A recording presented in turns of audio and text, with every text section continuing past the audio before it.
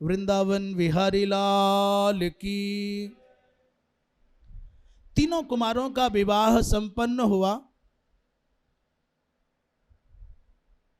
गांधार राज सुवल की पुत्री गांधारी से धृतराष्ट्र का विवाह हुआ। ये गांधार माने वर्तमान काल में जिसे अफगानिस्तान कहते हैं, वहां की गांधारी थी। और गांधारी ने भगवान शंकर की आराधना करके 100 पुत्रों को प्राप्त करने का वर पाया था।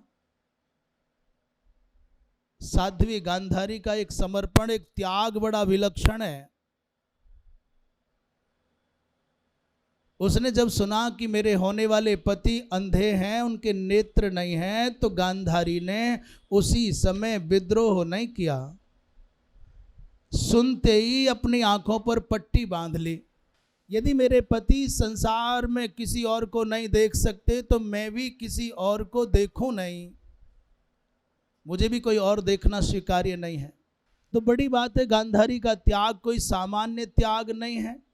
हाँ, मेरे पति यदि अपने नेत्रों से संसार में किसी को नहीं देख सकते तो मैं भी अब संसार में किसी को अपने नेत्रों से देखूं नहीं। कल्पना करो, कल्पना करें कि आज की परिस्थितियों में कोई गांधारी के स्थान पर बेटी हो और ये निर्णय पता चले कि मेरे पिता ने जो मेरे लिए वर चुना है वो अंधा है, तो क्या अंगीकार कर पाए? बिना नेत्रों के क्या है,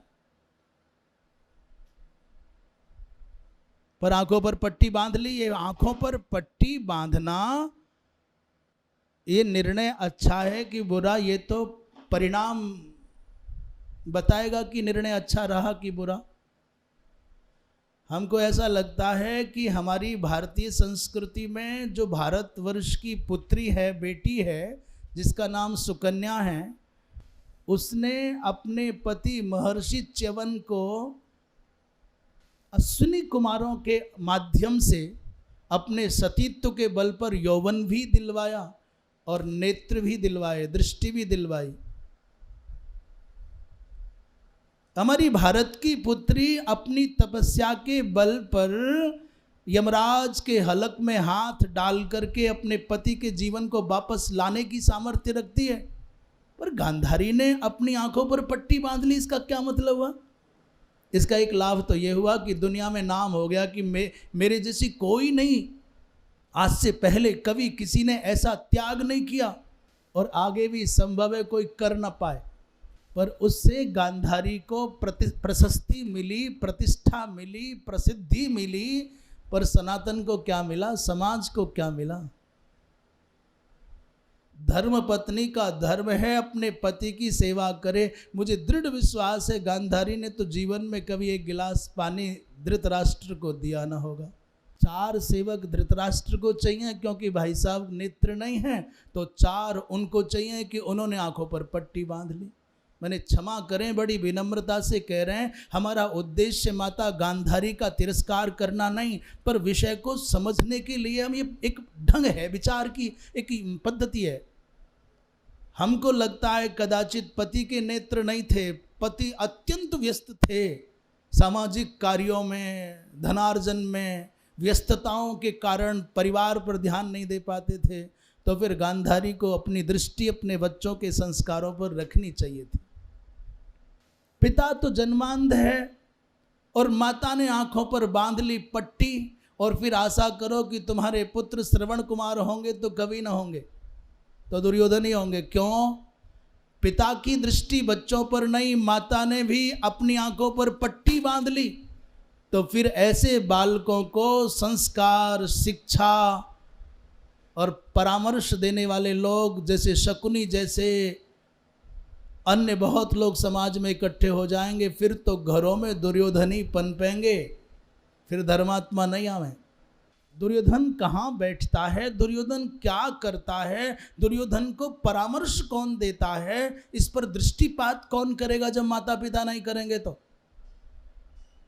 ये सच है कि गांधारी साध्वी है, ये सच है कि गांधारी तपस्विनी है, ये सच है कि भगवान शंकर से वरदान पाएं, ये भी सच है कि वेदव्यास की कृपा गांधारी पर है, और ये भी सच है कि भगवान कृष्ण भी गांधारी का सम्मान करते हैं, और ये भी सच है कि उसकी दृष्टि में वो सामर्थ्य है कि अपने पुत्र को नग्न देख ले तो उसको अमर बना सकती है।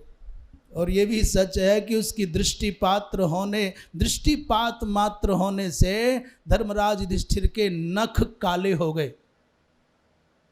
और ये भी सच है कि भगवान कृष्ण के यदुवंश के विनाश का शाप देने की सामर्थ्य गांधारी में है। पर ये सारी उपलब्धियां व्यक्तिनिष्ठ हैं, ये व्यक्तिगत उपलब्धियां हैं। इन समग्र उपलब्धियों का लाभ समाज को क्या मिला, इससे सनातन का भला क्या हुआ? मैं उचित समझता हूं आदर के साथ ये बात कहने के लिए कि गांधारी मां यदि विचार पूर्वक निर्णय करती तो आंखों पर पट्टी न बांधती, वो प्रतिज्ञा करती, पिताजी जहां आपने मेरा विवाह निर्धारित किया है उनकी दृष्टि नहीं है, तो मैं ऐसा प्रयत्न करूंगी कि मेरे पति को नेत्र विहीन होने का कोई खेद न हो। मैं उनकी आंखें बन जाऊंगी, मैं उनके जीवन का अविभाज्य अंग बन जाऊंगी, मैं मेरे नेत्रों को अपने पति का नेत्र बना दूंगी, अपनी दृष्टि को अपने पति की दृष्टि बना दूंगी। तो ये निर्णय यदि ऐसा होता तो महाभारत का परिदृश्य कुछ दूसरा होता, और महाभारत का परिदृश्य कुछ दूसरा होता तो भारतवर्ष की आज स्थिति कुछ भिन्न होती। इतने के उपरांत भी माता गांधारी के त्याग को आप नकार नहीं सकते, बड़ा विलक्षण भाव है।